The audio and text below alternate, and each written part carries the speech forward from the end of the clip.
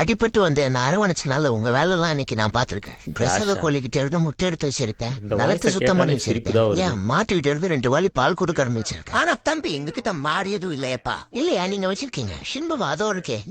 சின்பகம் காலப்பா. ஆனா சின்பத்துக்கிட்ட இருந்து பால் வந்துச்சு, 2 வாலி பிடிச்சி வச்சிருக்கேன் பாருங்க. கால பால் தராவு தம்பி. என்ன சொல்ல போனா எங்க போய் தேக்கி விட்டுச்சு, நானா கரெக்டா வாலிக்குள்ள. அப்போ சின்பகம் கால ப்ரோ ரியலைஸ்ட். அப்போ நான்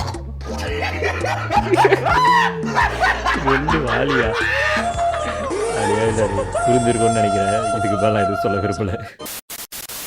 நான் இந்த தமிழ் சினிமா பாடல்கள்லாம் ரொம்ப விரும்பி கேட்பேன். அதுவும் சமீபத்துல வந்த பாடல்கள்ல தூத்துக்குடி கொத்தனார் தூக்கி போட்டு குத்தினாரு, வெத்தலைக்கு தேவை சுண்ணாம்பு வெட்டியா இருந்தால் வந்து அந்த பாடல் எனக்கு ரொம்ப பிடிக்கும். இஷ்டமயத்துக்கு லிரிக்ஸ் எழுதி பாட்டு போடுறாரு. மியூசிக் வைஸ் கேட்கறதுக்கு நல்லா தான் இருக்கு, ஆனால் லிரிக்ஸை கேட்டால் ரொம்ப மோசமாக இருக்குது. இதுக்கப்புறம் ஹெட்ஃபோனோட தான் சுற்றணும் போல.